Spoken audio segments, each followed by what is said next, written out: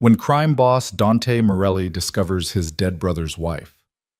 Starving on the streets. The woman trying to sell her wedding ring for $20 doesn't recognize the black town car that pulls up beside her, but Dante Morelli recognizes her. And the ring. It belonged to his younger brother, the one whose death he caused with a single cold decision 6 years ago. Now Elena Whitmore, once brilliant and untouchable, is homeless and desperate, destroyed by consequences. Dante set in motion and then walked away from. The guilt he buried is standing right in front of him, and this time he can't look away. If you want to see how this unfolds, stay until the end, and drop a comment with your city so I can see how far this story travels.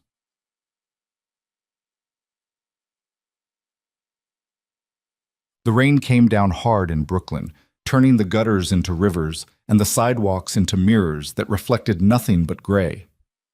Dante Morelli watched it from behind tinted windows, his driver idling at a red light on a street he shouldn't have been on. He had meetings across town, contracts to negotiate, and a shipment that needed his signature before midnight.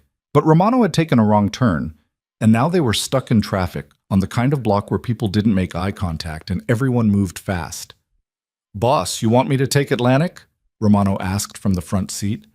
Dante didn't answer. His attention had caught on something outside. A woman standing beneath the broken awning of a closed pawn shop. She was too thin, her clothes hanging off her frame like they'd been borrowed from someone twice her size. Her hair, dark and tangled, stuck to her face in wet streaks. She held something small in her hands, turning it over and over, and even from this distance Dante could see the shake in her fingers. "Boss?" "Hold on!" The woman stepped forward as a man in a stained jacket approached her. Dante couldn't hear what they were saying, but he watched her hold up the object. A ring, he realized. A wedding ring. The man leaned in, squinting, then shook his head and walked away. The woman's shoulders sagged. She looked down at the ring like it had betrayed her. Something about the way she moved made Dante lean forward. "Pull over." "Here?" "Now."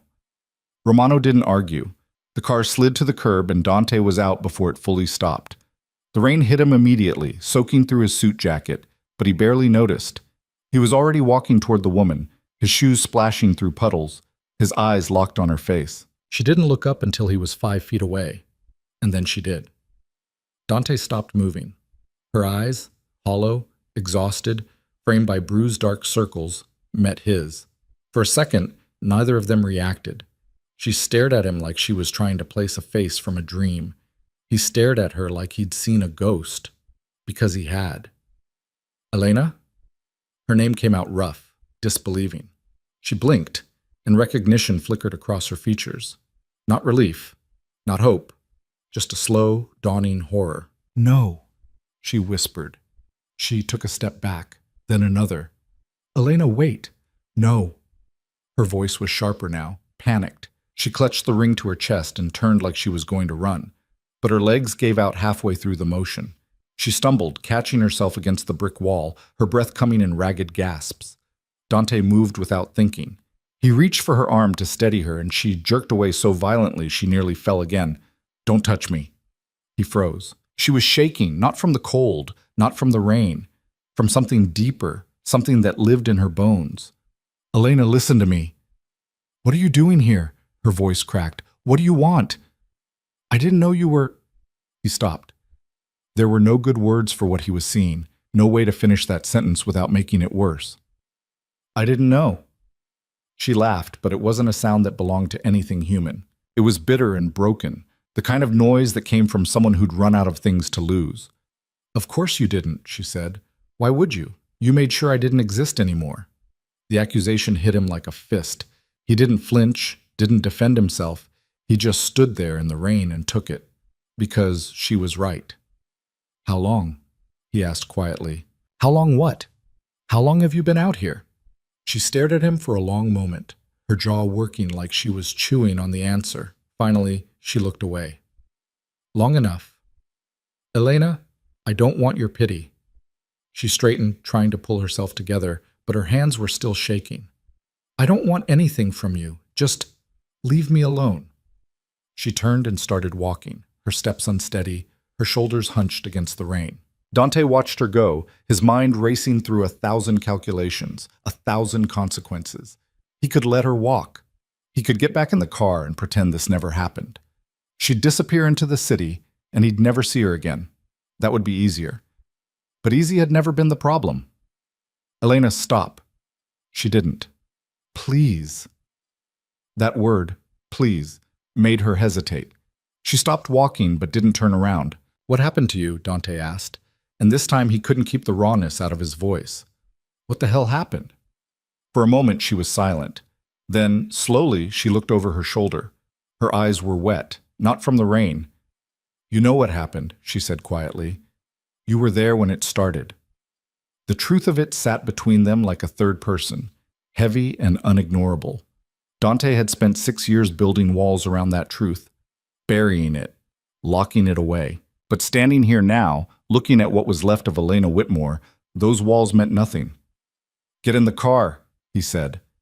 She turned fully now, her expression hard. Excuse me? You're soaking wet. He stopped himself before he said the word starving, but it hung in the air anyway. Just get in the car. I'll take you somewhere dry. I'm not going anywhere with you. Elena. I said no. Her voice was firm, but her body betrayed her. She swayed slightly, catching herself against the wall again. Dante saw the moment she realized how weak she was, saw the flash of shame that crossed her face. You can barely stand, he said, keeping his voice even. Let me help. Help? She laughed again, that same broken sound. You don't get to help me, Dante. You don't get to swoop in and play hero. Not after... Her voice caught. Not after everything. I know. Do you? She took a step toward him, her eyes blazing. Do you have any idea what the last 6 years have been like? Do you know what it's like to lose everything? Your husband, your home, your life. Because someone decided you weren't worth protecting. Each word was a blade, and Dante let every single one cut. I know, he said again, quieter this time. You don't know anything. You're right. He met her eyes. But I'm asking you to get in the car anyway. She stared at him, her chest heaving, her hands clenched into fists. For a moment, Dante thought she might actually hit him. Part of him wished she would. Why? She demanded. Why now? You didn't care what happened to me 6 years ago. You didn't care when I lost the apartment, when I couldn't pay for the funeral, when I had nothing. So why the hell do you care now? It was a fair question. Dante didn't have a good answer. Because I can see you, he said finally, and I can't unsee it. Elena's expression shifted, something fragile and dangerous flickering across her features. She looked down at the ring in her hand, the gold band worn thin from years of turning it between her fingers. This was going to buy me 3 days, she said softly. Maybe 4, if I was careful. That's all I have left. Dante felt something twist in his chest. How much were they offering? He asked. $20? The number landed like a punch. That ring had cost his brother 3 months' salary. Marco had saved for it, planned for it, presented it to Elena on a rooftop under string lights with his whole heart in his hands. $20. Get in the car, Dante said again, and this time it wasn't a request. Elena looked up at him, her eyes searching his face for something. Ulterior motives, manipulation, lies. Whatever she saw there, it wasn't enough to trust him, but it was enough to make her tired. If I do, she said slowly, it doesn't mean I forgive you. I'm not asking you to. She held his gaze for another long moment. Then without a word, she started walking toward the town car. Dante followed, signaling Romano to unlock the doors. Elena climbed into the back seat and slid all the way to the far side, as far from Dante as possible. He got in beside her, careful to leave space between them. The leather seats were warm and dry. The heat was on. Elena pulled her arms around herself, shivering violently. Where to, boss? Romano asked. Dante didn't answer right away. He looked at Elena, really looked at her, and tried to reconcile the woman sitting beside him with the one he remembered. 6 years ago, she'd been sharp, vibrant, full of fire. She'd worked at a gallery in Manhattan, wore tailored dresses, and had a laugh that could fill a room. Marco had been obsessed with her, and Dante had understood why. Now she looked like a shadow, a ghost of someone who used to matter. Home, he said finally. Elena's head snapped toward him. No. You need food. Rest. A place to clean up. I don't need anything from you. You can't even stand up straight. That's my problem. Elena, take me to a shelter. Her voice was sharp, desperate. Or a church. Anywhere but your house. Dante shook his head. No. You can't just... I can, he said, and there was no room for argument in his tone. And I am. She stared at him, fury and helplessness warring in her eyes. For a moment, Dante thought she might actually throw herself out of the moving car. But then the fight seemed to drain out of her all at once. She slumped back against the seat, her head resting against the window. I hate you, she said quietly. I know. The drive to Dante's brownstone took 20 minutes. Elena didn't speak. She just stared out the window, watching the city blur past, her reflection ghostly in the glass. Dante sat in silence beside her, his mind already 3 steps ahead. What she'd need, what he could offer, how to keep her from running the second they stopped moving. When they pulled up to the house, Romano got out first and opened the door. Elena didn't move. Come on, Dante said. She turned her head slowly, looking at the brownstone like it was a prison. I can't do this, she whispered. You don't have a choice. Everyone has a choice. Not tonight. He stepped out of the car and waited. For a long moment, Elena sat frozen. Then, finally, she moved. She climbed out slowly, her legs unsteady, and stood on the sidewalk staring up at the building. Dante led her up the steps and unlocked the front door. The house was dark and quiet. His housekeeper had already gone home. He flipped on the lights, and the entryway flooded with warm gold. Elena stood just inside the doorway, dripping onto the hardwood, looking lost. There's a guest room upstairs, Dante said. Second door on the right. It has its own bathroom. Towels are in the closet. She didn't respond. Elena. She blinked, like she was waking up from a trance. What? Go upstairs. Get dry. I'll bring you something to eat. She looked at him for a long moment, her expression unreadable. Then, without a word, she turned and climbed the stairs. Dante watched her go, his chest tight. When she disappeared from view, he let out a breath he hadn't realized he was holding. Dante went to the kitchen and started pulling things from the refrigerator. Bread, cheese, leftover chicken, fruit. He wasn't a cook, but he could put together a plate. His hands moved automatically, assembling food while his mind spun in circles. He hadn't thought about Elena Whitmore in years. Not actively, anyway. She'd existed in the part of his brain where he kept all the things he didn't want to examine too closely. The regrets, the mistakes, the people he'd failed. Marco's widow, the woman his brother had loved more than anything. The woman Dante had left to fend for herself. He told himself it was necessity. That after Marco died, the family had been under siege, and he couldn't afford distractions. That Elena had family of her own, people who would take care of her. That he'd sent money, once, twice, and when it came back unopened, he'd taken it as a sign she didn't want his help. All of it true. None of it enough. He carried the plate upstairs and knocked on the guest room door. It's open, Elena's voice called, flat and distant. He pushed the door open. Elena was sitting on the edge of the bed, wrapped in a towel, her wet clothes in a pile on the floor. Her hair hung in dark ropes down her back. She looked small, fragile, like something that might break if he spoke too loud. I brought food, Dante said. She glanced at the plate, then away. I'm not hungry. You're lying. Her jaw tightened. Fine. Leave it. He set the plate on the nightstand and stepped back. Elena didn't move. There are clothes in the dresser, Dante said. My housekeeper keeps extras for guests. They'll be too big, but they're clean. Thank you. The words were automatic, empty of feeling. Dante hesitated in the doorway. Elena, don't! She cut him off, her voice hard. Don't try to make this something it's not. I'm here because I have nowhere else to go. That's it. Tomorrow, I'm leaving. And going where? She didn't answer. Dante studied her for a moment, then nodded. Get some rest. He left the room and closed the door behind him. Elena didn't eat right away. She sat on the bed and stared at the plate like it might bite her. The smell of food made her stomach clench with hunger so sharp it hurt, but she couldn't bring herself to touch it. This was Dante's house. Dante's food. Dante's charity. She'd sworn she would never take anything from him again, but her body didn't care about oaths. After 10 minutes, she picked up a piece of bread and tore off a small bite. It dissolved on her tongue, soft and warm, and she nearly cried at how good it tasted.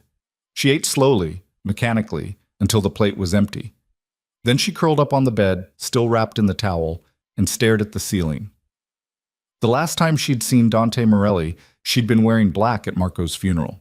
He'd stood across the cemetery in a suit that probably cost more than her rent, surrounded by men in sunglasses, looking untouchable. He hadn't spoken to her, hadn't come near her. When she'd tried to approach him afterward, his security had turned her away. "Mr. Morelli has other obligations," one of them had said. Obligations. As if her husband's death was an inconvenience. She'd gone home that day to an apartment she couldn't afford, with bills she couldn't pay, and a future that had disappeared the moment Marco stopped breathing. And Dante had gone back to his empire, his power, his perfectly insulated life. Now, 6 years later, he wanted to play savior. Elena laughed bitterly and rolled onto her side. She should leave. Get up, get dressed, and walk out the door before he woke up. But she was so tired. And the bed was soft. And for the first time in months, she wasn't cold. She closed her eyes and let herself drift, hating herself for the relief. Downstairs, Dante sat in his study with a glass of whiskey he wasn't drinking. The journal lay open on his desk, the private one he kept locked in the safe, the one no one was ever supposed to see. He flipped to a page near the middle, dated 6 years ago. The handwriting was tight, controlled, every word deliberate. Marco is dead. Vittorio's people took him 3 days ago. They wanted me to fold, to hand over territory, product, connections. They thought fear would make me weak. I called their bluff, held the line. It was the right strategic move. They killed him anyway. Dante stared at the words until they blurred. He'd written this entry the night after the funeral, sitting in this same chair, forcing himself to process what had happened, to turn it into something clinical, something he could file away and forget. It hadn't worked. Marco's face still haunted him. The way his brother had looked up to him, trusted him, believed Dante would always keep him safe. Dante had failed, and Elena had paid the price too. He closed the journal and locked it back in the safe. Then he finished the whiskey in one burning swallow and went to bed. Elena woke to sunlight streaming through unfamiliar windows. For a moment, she couldn't remember where she was. Then it all came back in a rush. The rain, the ring, Dante's face. She sat up slowly, her body aching. The towel had come loose during the night. She found clothes in the dresser like Dante had said. Sweatpants, a t-shirt, a hoodie. All too big, but soft and clean. She dressed quickly and opened the bedroom door. The house was silent. Elena crept downstairs, her bare feet soundless on the hardwood. The kitchen was empty. A note sat on the counter, written in clean, precise handwriting. "There's coffee. Help yourself to anything in the fridge. I'll be back this afternoon. D." Elena stared at the note, her stomach twisting. He'd left her alone, in his house, unlocked. She could walk out right now. She should. But her eyes drifted to the coffee maker, where a fresh pot was waiting, and the fridge, which she knew was full, and the window overlooking the backyard, where something green caught her attention. A garden, or what used to be one. Elena walked to the back door and stepped outside. The yard was overgrown, wild, choked with weeds, but underneath the neglect she could see the bones of something beautiful. Raised beds, a stone path, a trellis covered in dead vines. Someone had cared about this once. She knelt and pulled at a weed, then another. Her hands moved automatically, clearing space, finding soil. It felt good, purposeful. She didn't hear Dante come home, didn't realize he was watching until he spoke. "That was my mother's garden." Elena jumped, spinning around. Dante stood in the doorway, still in his suit, his expression unreadable. "I'm sorry," she said quickly. "I didn't mean to—" "It's fine." He stepped outside, looking at the mess she'd started clearing. "She died 5 years ago. No one's touched it since." Elena brushed the dirt off her hands. "It's beautiful." Or it was. "Yeah." They stood in awkward silence, the air between them heavy with things neither wanted to say. "Why am I here, Dante?" Elena asked finally. He looked at her. Really looked at her, in the daylight, without rain or panic obscuring the truth. "Because I owe you," he said. You can't pay back 6 years with a bed and breakfast. I know. Then what do you want? He didn't have an answer for that. Not one that made sense. I want you to stay, he said finally, until you're ready to leave. No strings. No expectations. Elena laughed, sharp and humorless. You think I believe that? I don't care if you believe it. It's the truth. She shook her head, turning back to the garden. You don't get to do this. You don't get to ease your guilt by keeping me like some kind of pet project. That's not what this is. Then what is it? Dante was silent for a long moment. Penance, he said finally. The word hung in the air between them. Elena turned to look at him, her eyes searching his face. Whatever she saw there made her expression soften, just slightly, just enough. I'm not your redemption, she said quietly. I know. And I don't forgive you. I know that too. She held his gaze for another moment, then looked away.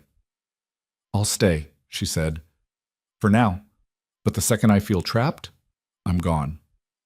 Fair enough. Elena nodded and went back to pulling weeds.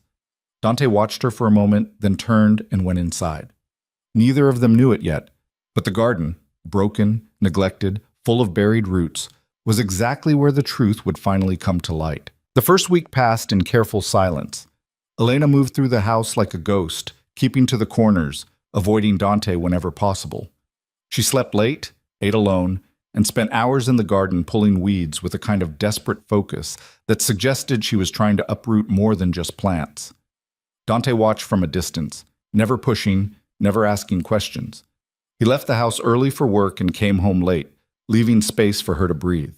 But he made sure the refrigerator stayed stocked, that clean towels appeared in her bathroom, that the coffee was fresh every morning. They spoke only when necessary. Do you need anything from the store? No. There's leftovers in the fridge if you're hungry. Fine. The locks work from the inside. You're not trapped here. Elena had looked at him then, her eyes hard. I know. But she didn't leave, and Dante didn't ask why. On the 8th day, things shifted. Dante came home to find Elena in the kitchen, standing at the stove with a wooden spoon in her hand. The smell of garlic and tomatoes filled the air. She turned when she heard him, her expression guarded. I found pasta in the pantry, she said, and sauce. I hope that's okay. Dante set his briefcase down slowly, caught off guard. You didn't have to cook. I know. She turned back to the stove. But I was hungry, and there was enough for two, so... She trailed off, shrugging. It wasn't an invitation, exactly. But it wasn't a rejection either. Dante loosened his tie and sat down at the kitchen table. Thank you. Elena didn't respond.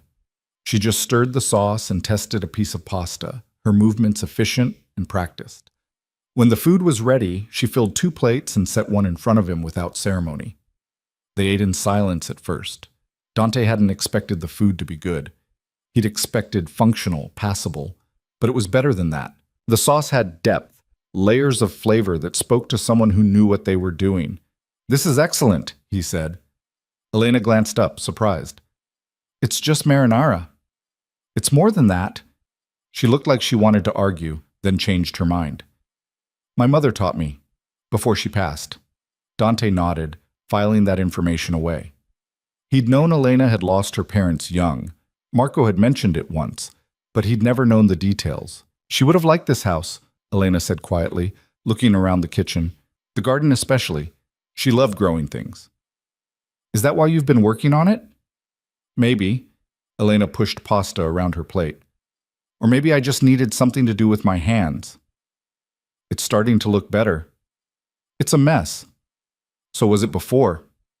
She gave him a sharp look, but there was no real heat in it. Are you trying to be encouraging? I'm stating facts. Elena almost smiled. Almost. Well, the facts are that garden needs more than just weeding. The soil's depleted, half the beds are rotted through, and whatever disease killed those roses is probably still in the ground. Can it be saved? She considered the question seriously. I don't know. Maybe. With time and work. She paused. And money. Dante set down his fork. Make a list of what you need. I'll get it. I don't want your money. It's for the garden, not for you. It's still your money. Elena. He waited until she looked at him. I'm offering to buy soil and fertilizer, not absolution. She studied him for a long moment, her expression unreadable. Then she nodded once, sharp and final. Fine, but I'm doing the work myself. I wouldn't dream of stopping you. They finished eating in silence, but it felt different now, less hostile. More like two people sharing a space because they didn't have anywhere else to be. When Elena stood to clear the plates, Dante stopped her. I'll clean up. You cooked. She looked at him like he'd suggested something absurd. You don't have to. I know, I'm doing it anyway. Elena hesitated, then set the plates back down and walked out of the kitchen without another word. Dante washed the dishes slowly, methodically, listening to her footsteps overhead. When he finished, he found her standing in the hallway, looking at the framed photographs on the wall. Her attention was fixed on one in particular, Marco's college graduation photo. He was so young, she said without turning around. Dante came to stand beside her. In the photo, Marco was grinning wide, his arms slung around Dante's shoulders. They'd been close back then, brothers in more than just blood. 22, Dante said. He told me he wanted to be a lawyer. Elena's voice was distant, lost in memory. He hated what you did, hated the business. He said he was going to get out, build something clean. I know. But he never did. No. Elena turned to look at him, her eyes sharp. Why not? Dante met her gaze. Because I asked him not to. The admission hung heavy between them. Why? Elena's voice cracked on the word. Why would you do that? Because I was building something and I needed people I could trust. Marco was brilliant, strategic, and he was family. I convinced him that he could make a difference from the inside, that together we could change things. Dante's jaw tightened. I was wrong. Elena stared at him, her chest rising and falling with sharp breaths. He died because of you. Yes. And you never apologized. Never even looked at me at the funeral. I know. That's all you have to say? I know? Dante turned to face her fully. What do you want me to say, Elena? That I'm sorry? I am. That I've regretted it every day since? I have. But those are just words. They don't bring him back. They don't fix what I broke. Then what are you trying to do here? She gestured around the house, her voice rising. Why am I here? Why are you feeding me, housing me, pretending you give a damn?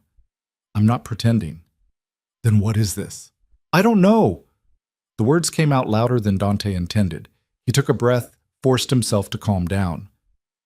I don't know what this is, but when I saw you on that street, trying to sell Marco's ring for $20, I realized I'd been lying to myself for 6 years, telling myself you were fine, that you'd moved on, that what happened to Marco was just business.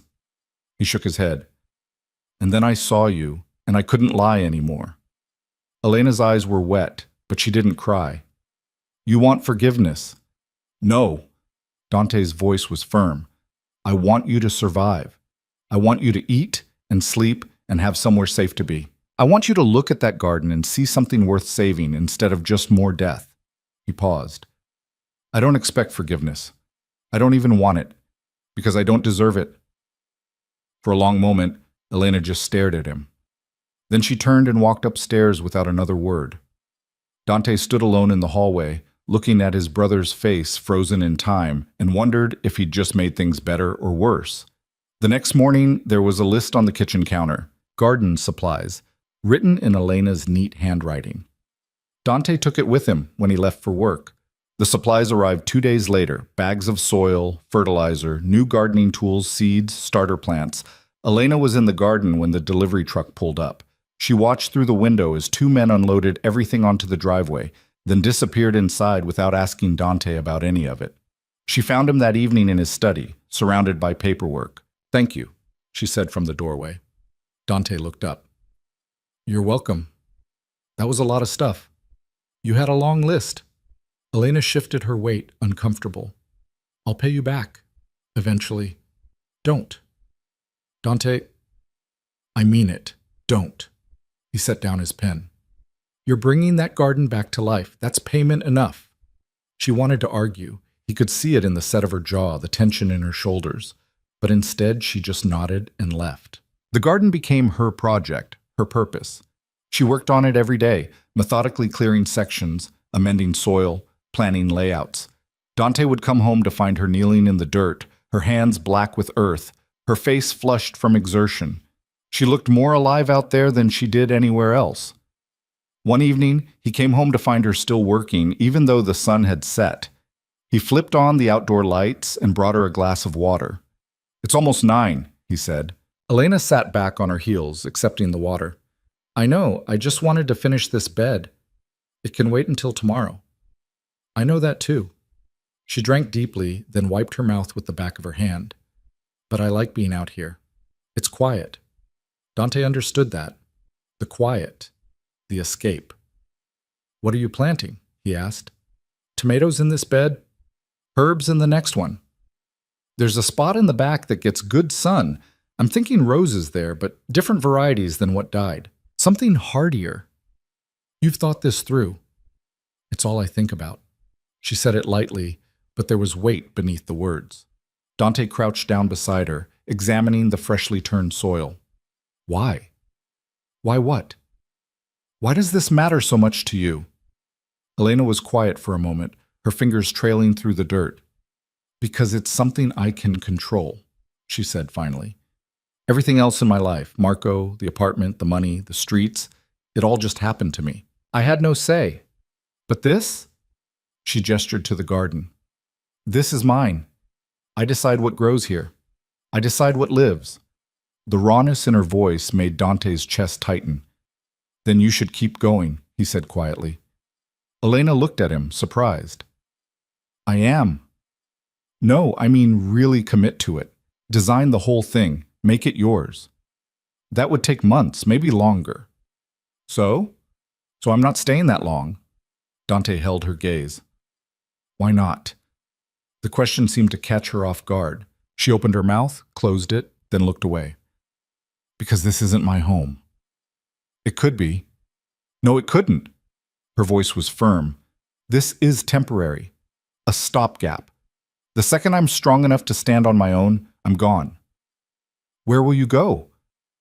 "I don't know yet. Somewhere." "That's not a plan." "It's more than I had a month ago." Elena stood, brushing dirt from her knees.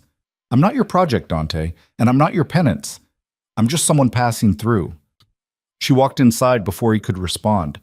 But the next morning, he found her in the garden again, planting tomatoes like she had all the time in the world. The pattern continued. They circled each other carefully, learning the rhythms of coexistence. Elena cooked dinner most nights, and Dante cleaned up. They ate together but rarely talked about anything substantial. The conversation stayed surface level, safe. "How was work?" "Fine." "Yours?" "I don't work." "Right. How was the garden?" "Good." It was cordial, polite, completely hollow. But underneath the pleasantries, tension simmered. There were things neither of them said, questions unasked, truths unspoken. They lived in the same house but existed in separate worlds. Until the day Elena found the library. She'd been looking for a book, anything to read before bed, and had wandered into a room she'd previously ignored.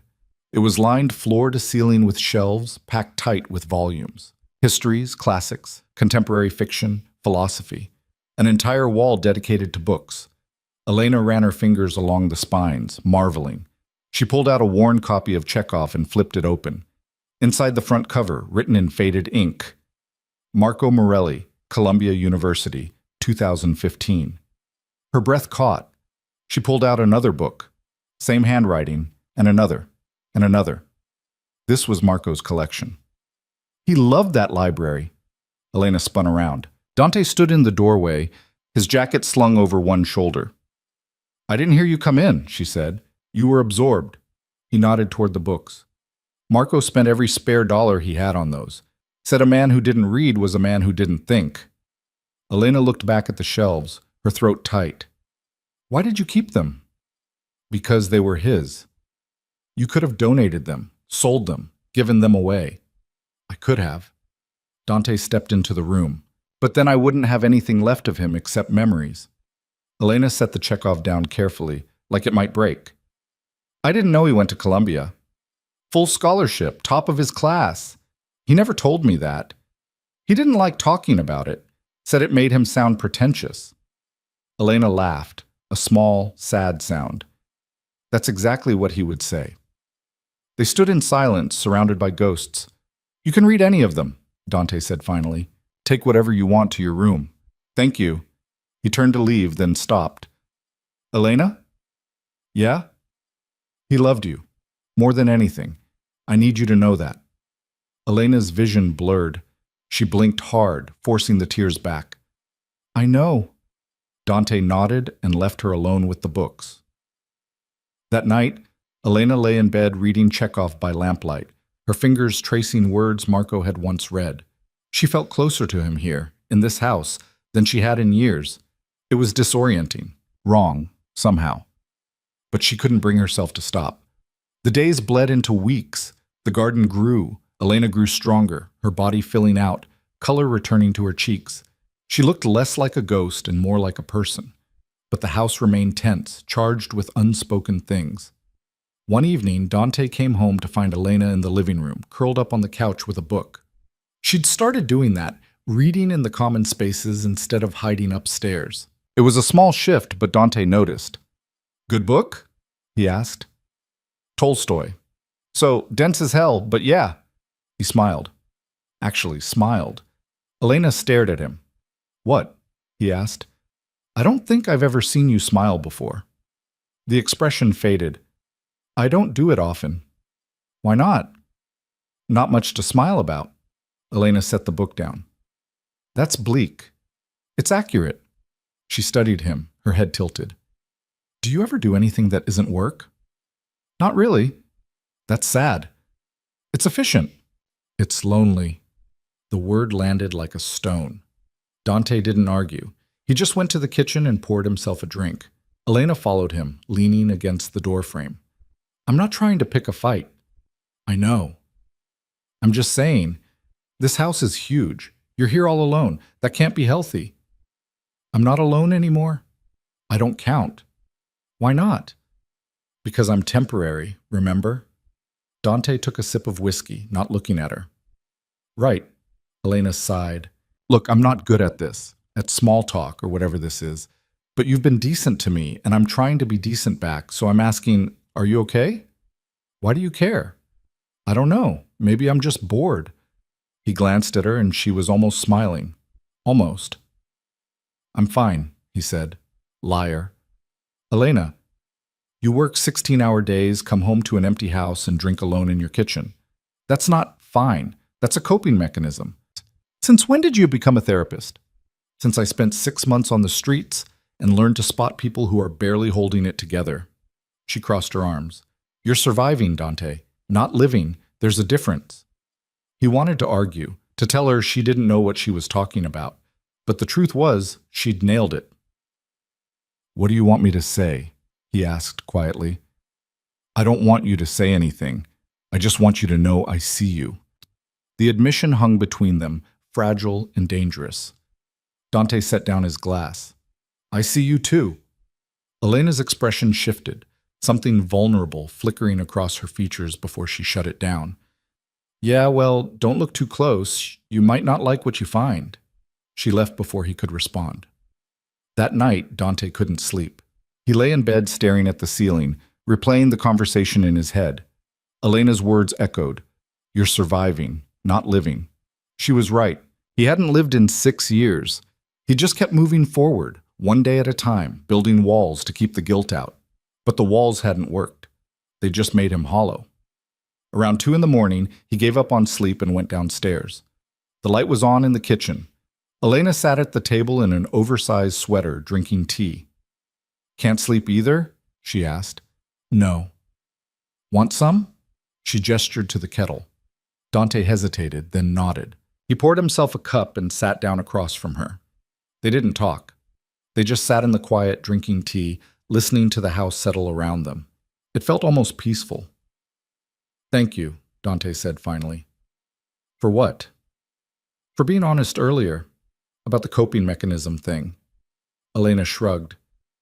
I've had a lot of time to think about survival versus living. Figured I'd share the wisdom. Is that what you're doing now? Living? She considered the question seriously. I'm trying. Some days are better than others. Same. They fell back into silence, but it wasn't uncomfortable. It was just there. Can I ask you something? Elena said. Depends on the question. Why didn't you come to the funeral? Really? Dante's grip tightened on his mug. He'd known this question was coming eventually, had dreaded it. Because I was a coward, he said finally. That's not an answer. It's the only one I have. He met her eyes. I couldn't face you, couldn't look at you and see what I'd done, so I stayed away and told myself it was better that way, that you'd heal faster without me around. That was stupid. I know. I needed answers, Dante. I needed to know why he died, what happened, and you just disappeared. I'm sorry. Stop saying that. Her voice was sharp, angry. Stop apologizing like it changes anything. What do you want me to do? I want you to tell me the truth. She slammed her mug down, tea sloshing over the rim. I want you to stop hiding behind guilt and politeness and just be honest with me. What happened to Marco? Dante felt his chest tighten. This was it, the moment he'd been avoiding. He was taken, Dante said quietly, by Vittorio Calabrese's people. They wanted leverage, territory, product, connections, things I wasn't willing to give up. So you let them kill him. I called what I thought was a bluff. His voice was steady, controlled. I thought they'd negotiate, that they wouldn't actually go through with it because Marco was too valuable alive. But they did. Yes. Elena's hands were shaking. And you just accepted it? No. I tore the city apart looking for the people responsible. I made sure Vittorio paid, but it didn't bring Marco back. Revenge isn't the same as justice. I know. Dante's jaw was tight. But it's all I had. Elena stared at him, her eyes wet, her face pale. You should have told me. I know. You should have let me be part of it. Let me understand. I know. Stop saying that. She stood abruptly, knocking her chair back. Dante stood too, careful not to move toward her. Elena, I can't do this right now. Her voice cracked. I can't sit here and listen to you confess like it absolves you of anything. It doesn't. It just makes it worse. She left the kitchen, her footsteps heavy on the stairs. Dante stood alone, staring at the spilled tea spreading across the table, and wondered if he'd just destroyed the fragile peace they'd built. Upstairs, Elena pressed her back against the closed door of her room and finally let herself cry. Elena didn't come down the next morning, or the morning after that. She stayed in her room with the door closed, emerging only when she knew Dante had left for work. She'd slip downstairs, grab food, and disappear again before he returned. The house felt colder without her presence in it. Dante didn't push. He left notes, short, practical things. There's soup in the fridge. The garden could use watering. I'll be home late. She never responded, but the notes disappeared, so he knew she was reading them. On the fourth day, he came home to find the garden watered and weeded, but Elena was nowhere to be seen. He stood in the backyard looking at the neat rows she'd created, the small green shoots just beginning to emerge from the soil, and felt the weight of his own failure settle heavier on his shoulders. That night, he sat in his study with a glass of whiskey he didn't want, and the journal he shouldn't have kept. He flipped to the entry about Marco's death and read it again, searching for something he'd missed, some detail that would make it hurt less. There wasn't one. He'd made a choice, a calculated, strategic choice, and his brother had died because of it. The truth was simple and brutal, and no amount of rereading would change it. Dante closed the journal and locked it back in the safe. Then he went to bed and didn't sleep. The next morning, Elena was in the kitchen when he came downstairs. She stood at the counter pouring coffee, her back to him, her shoulders tense. Morning, Dante said carefully. Morning. She didn't turn around. He grabbed his briefcase, preparing to leave without pushing for more. But Elena spoke before he reached the door. I'm not avoiding you. Dante stopped. Okay. I just needed time to think. I understand. She finally turned to face him, and he could see the exhaustion in her eyes. Do you? Because I don't think you do. Then explain it to me. Elena set her coffee down with more force than necessary. For 6 years, I thought Marco died because of random violence. Bad luck. Wrong place. Wrong time. That's what everyone told me. That's what I made myself believe because the alternative, that there was a reason, a choice, a person responsible, was too much to handle. Her voice cracked. And now I find out it wasn't random at all. That you knew. That you made a decision that got him killed. And I'm supposed to what? Just accept that? No. Then what am I supposed to do with this, Dante? How am I supposed to live in your house, eat your food, work in your garden, knowing what you did? I don't know. The admission was raw, honest. I don't have an answer for you. Elena laughed bitterly. Of course you don't. But I'll tell you this. Dante stepped closer, his voice low and steady. I'm not going to defend myself. I'm not going to justify what I did or try to make you see it from my perspective. What I did was wrong, period. And if you want to hate me for it, you should. You have every right. I already hate you. Good. They stared at each other across the kitchen, the air between them charged with anger and grief and something else neither of them wanted to name. Then why are you still here? Dante asked quietly. Elena opened her mouth to answer, then closed it. She looked away, her hands gripping the counter. Because I have nowhere else to go. That's not true anymore. You're stronger now. You could leave. I know. So why don't you? The question hung in the air like smoke. Elena's knuckles were white against the dark granite. I don't know, she whispered finally. Dante nodded slowly. When you figure it out, tell me. He left before she could respond. Elena stood alone in the kitchen, her heart pounding, her thoughts a tangled mess. She wanted to leave. Should leave. Pack her things and walk out the door and never look back. But something kept her rooted in place. Maybe it was the garden. Maybe it was the books. Maybe it was the quiet comfort of having a roof over her head and food in her stomach. Or maybe, and this was the part that terrified her, it was Dante himself.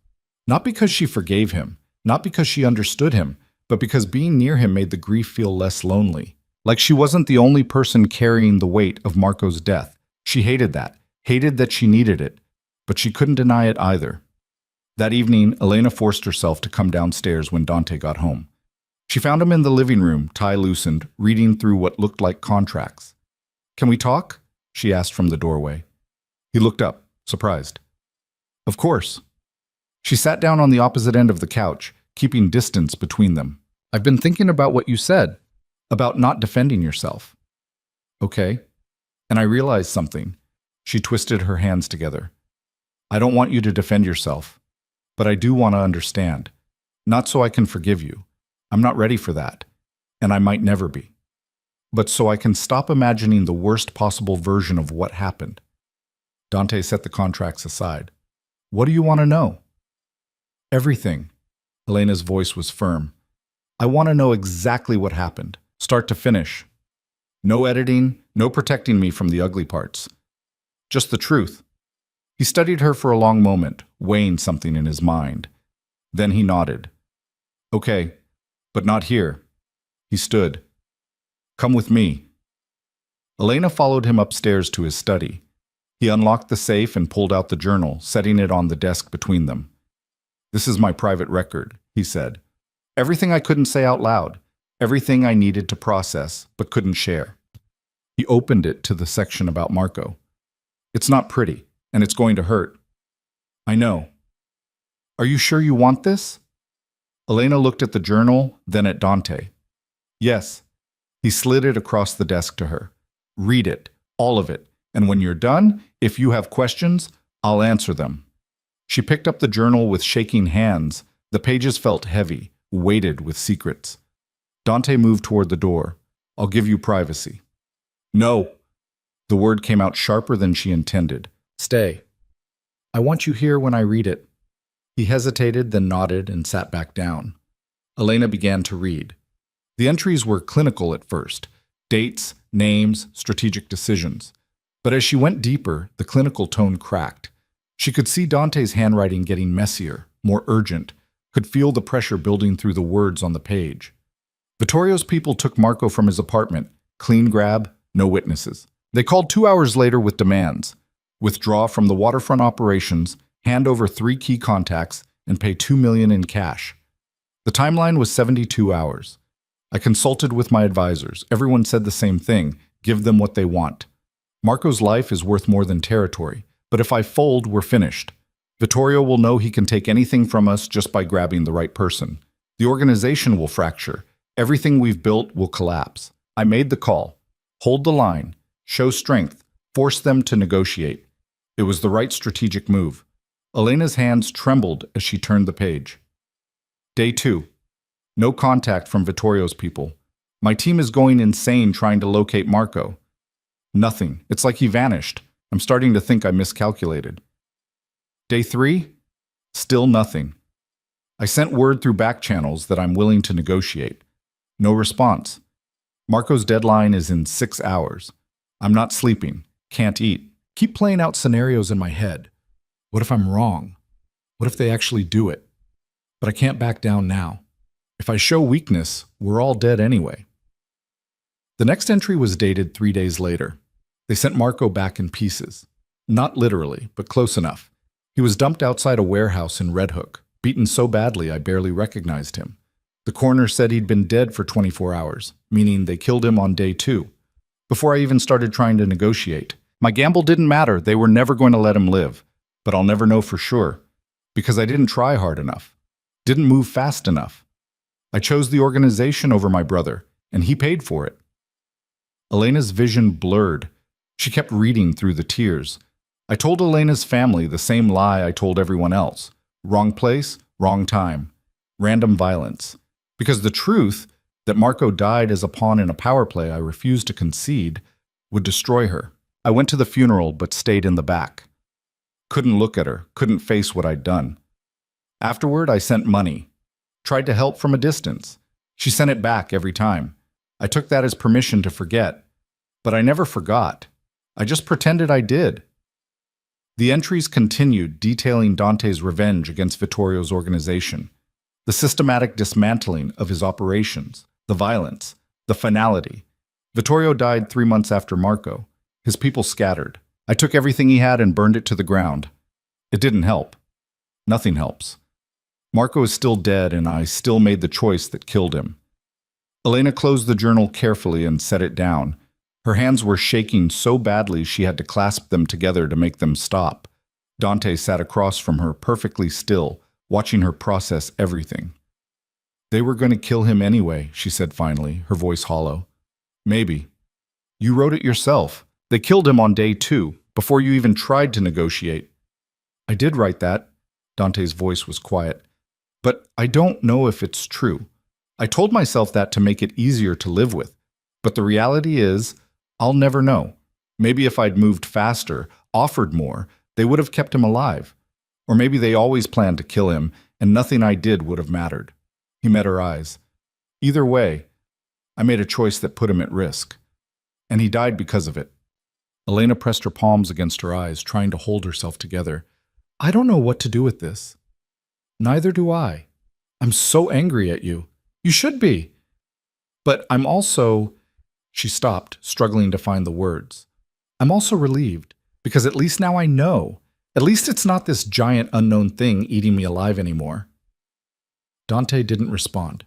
He just sat there, letting her work through it. Did you love him? Elena asked suddenly. Yes. Then how could you... Because I was arrogant. Dante's voice was flat, factual. I thought I was smarter than Vittorio, thought I could outmaneuver him, and I was wrong. That's not good enough. I know. Elena stood abruptly, pacing the small study. You keep saying, I know, like acknowledging it makes it okay, but it doesn't. It just means you understand you screwed up. That's not the same as... She broke off, her breath hitching. The same as what? Dante asked gently. The same as caring, the words exploded out of her. You're so calm about this, so controlled, like you're discussing a business deal that went bad. But this was your brother, my husband, a person who loved you, who trusted you, who died because you gambled with his life. You're right. Stop agreeing with me. She spun to face him. Fight back. Defend yourself. Get angry. Something. Anything other than this. this empty acceptance. Dante stood slowly, and for the first time since she'd started reading, his composure cracked. You want me to get angry? Fine. I'm furious. At myself, at Vittorio, at the entire situation. I wake up every morning wishing I could go back and make a different choice. I see Marco's face every time I close my eyes. I hear his voice in my head telling me I'm an idiot for choosing the business over him. And I know he's right. His voice rose. I destroyed my brother, I destroyed you, and I destroyed myself, all because I was too proud to admit I was wrong. Is that what you wanted to hear? Elena stared at him, her chest heaving. Yes. They stood across from each other, both breathing hard, the air between them electric. I can't stay here, Elena said finally. Dante's expression shuddered. I understand. No, you don't. She shook her head. I can't stay here and pretend this is normal. That we can just coexist and ignore the fact that you're responsible for the worst thing that ever happened to me. But I also... She stopped, frustrated. I also don't want to leave. Not yet. Not like this. Then what do you want? I want time. Elena wrapped her arms around herself. I want to finish the garden. I want to keep reading Marco's books. I want to figure out who I am now that I know the truth. And then, when I'm ready, I want to leave on my terms, not running away. Not out of desperation, but because I chose to. Dante nodded slowly. Okay. That's it? Just okay? What else do you want me to say? I don't know. Maybe tell me I'm being unreasonable, or that I should just forgive you and move on, or literally anything other than just accepting whatever I decide. You get to decide, Elena, about all of it. When you stay, when you leave, whether you ever speak to me again after this, that's yours. I don't get a vote. She studied him, looking for cracks in the facade. Why?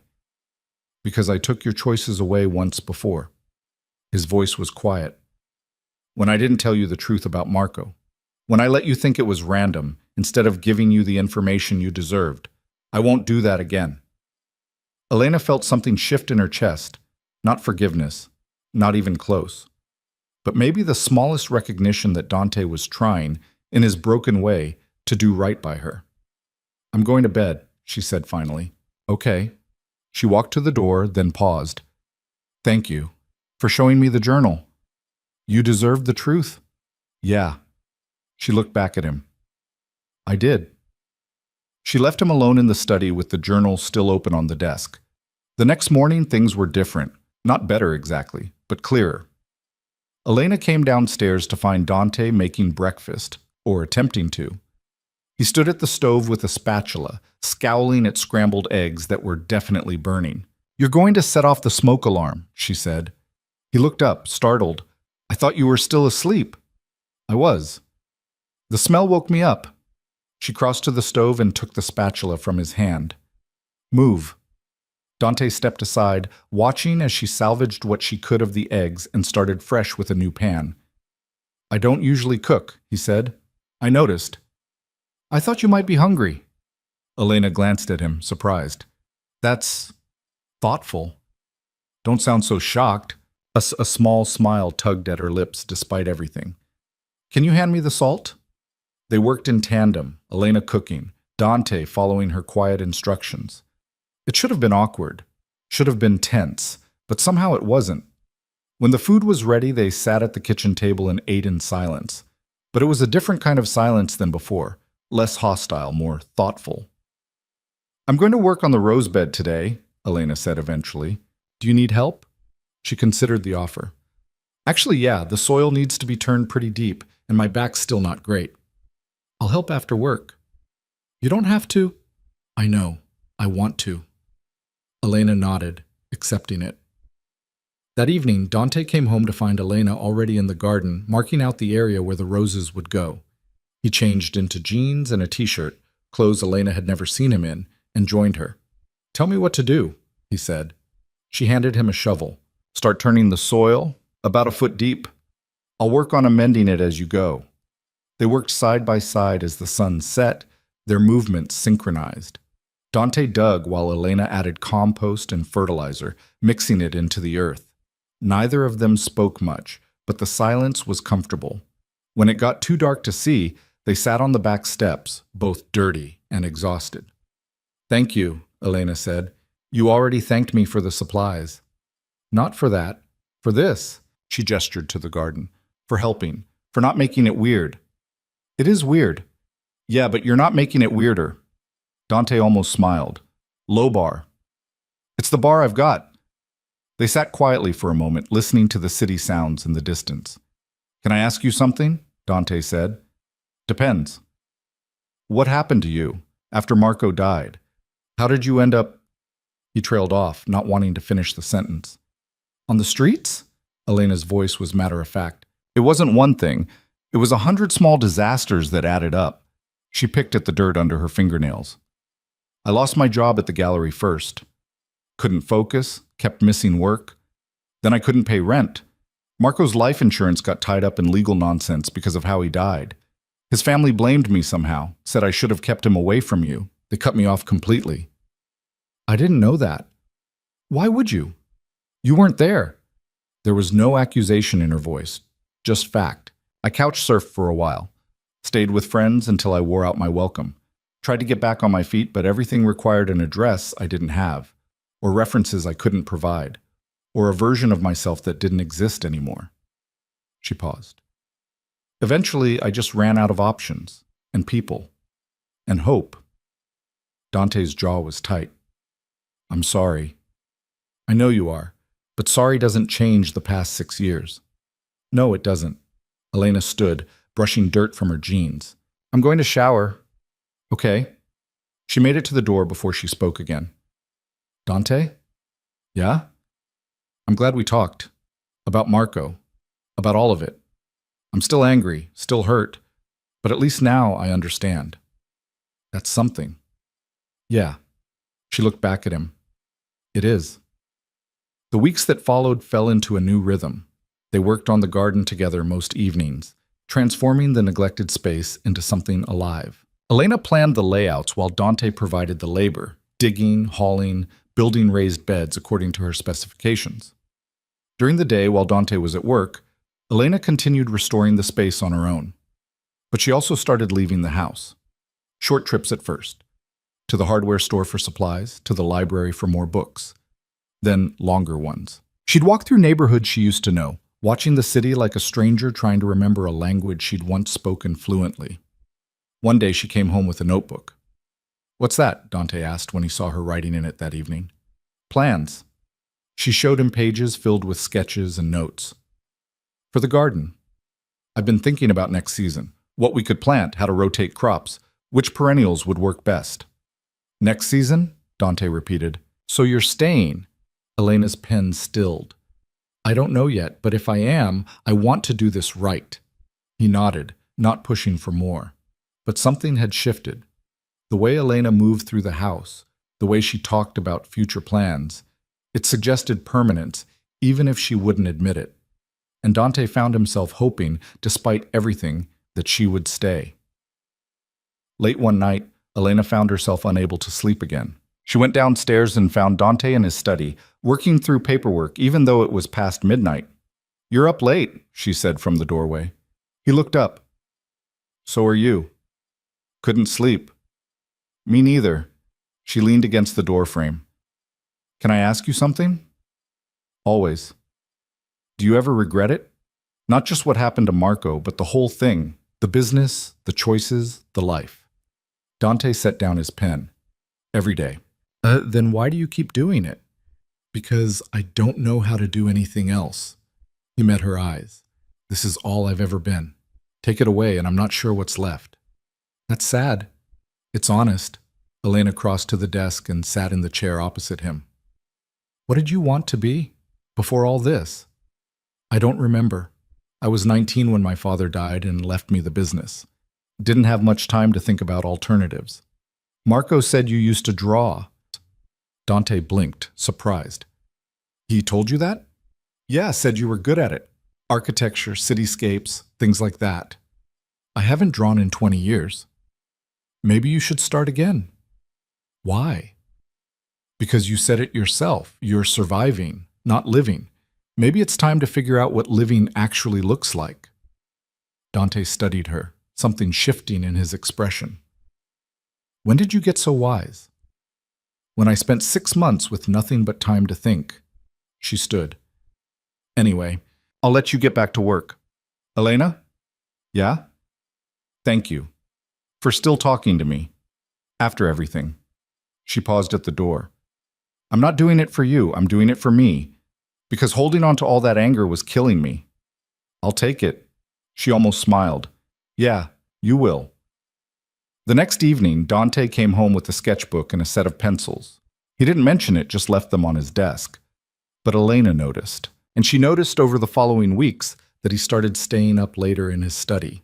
And when she peeked in one night, she saw him bent over the sketchbook, his hand moving across the page with a focus she'd never seen before. She didn't interrupt, just smiled to herself and went to bed. Something between them was changing. Not healing, that would take more time if it happened at all, but evolving. They were learning to exist in the same space without constantly colliding, learning that grief could be shared without being solved, that anger and understanding could coexist. It wasn't forgiveness, but it was the first step towards something that might eventually become peace. And for now, that was enough. The roses came in mid-spring, bare root and fragile-looking in their packaging.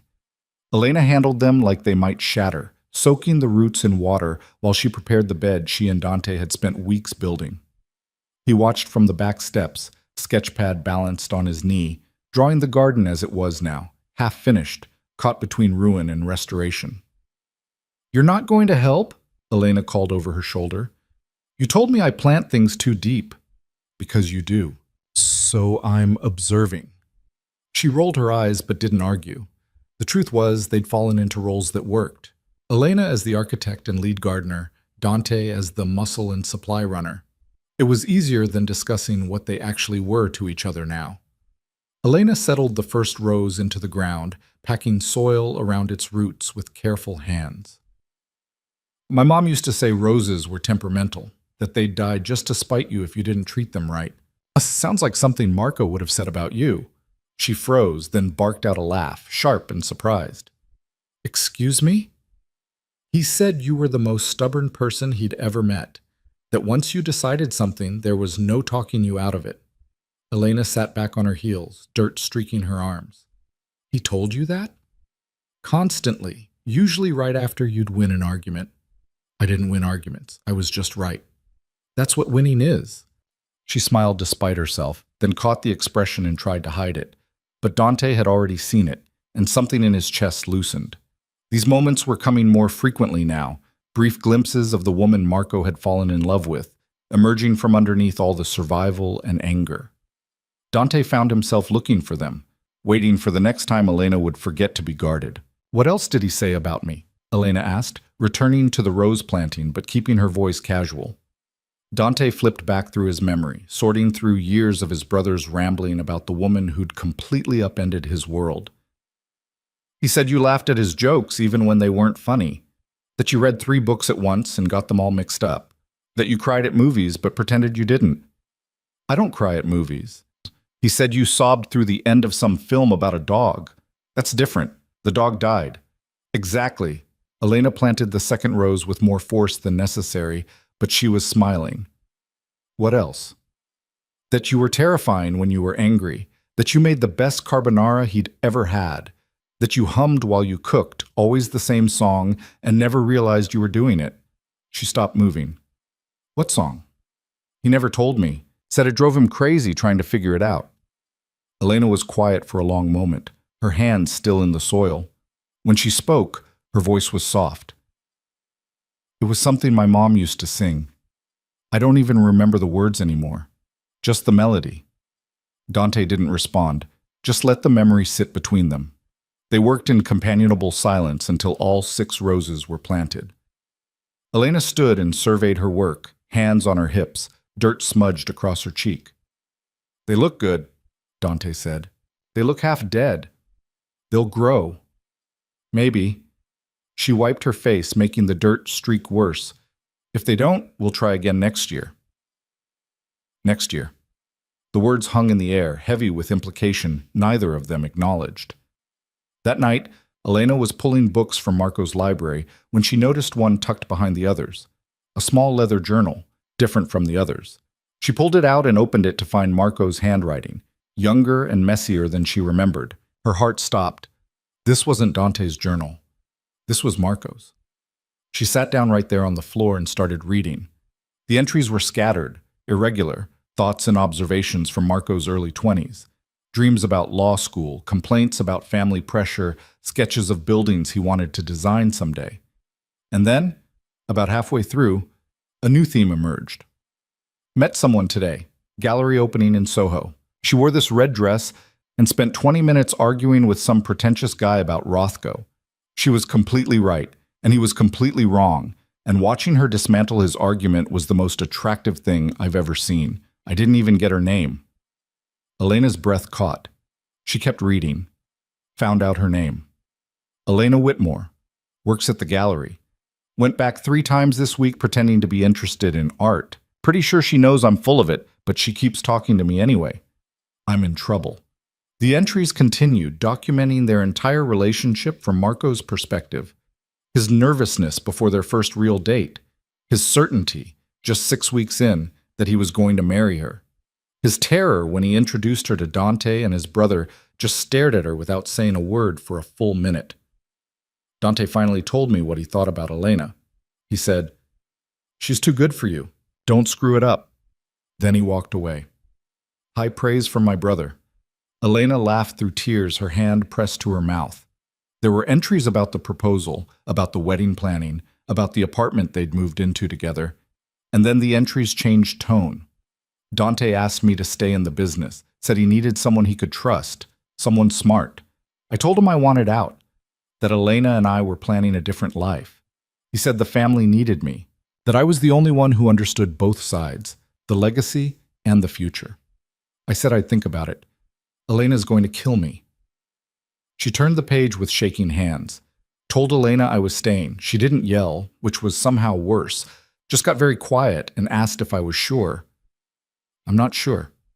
But Dante's right. Someone needs to push this organization towards something better. And if not me, then who? She said okay. Said she'd support whatever I decided. I don't deserve her. The entries became darker after that. Marco documenting the slow realization that Dante's promises about reform were just that, promises, that the business was what it was, and one person couldn't change it from the inside. I want to leave. Should have left a year ago, but Dante needs me, and I can't just abandon him. He's my brother. Elena deserves better than this. Better than me. The final entry was dated 3 days before he died. Something's wrong. Dante's been tense all week, won't tell me why. I pushed him on it tonight and he told me to trust him, to stay close to home until things settled down. I should listen. But Elena and I are supposed to have dinner with her friend tomorrow, and I don't want to cancel. She's been so patient with all the chaos. I owe her normal. One dinner won't hurt. The journal ended there. Elena sat on the floor of the library, the journal in her lap, crying so hard she could barely breathe, because now she knew. Marco had died going to a dinner she'd wanted, died trying to give her a few hours of normal in a life that had stopped being normal the moment he agreed to stay in Dante's world.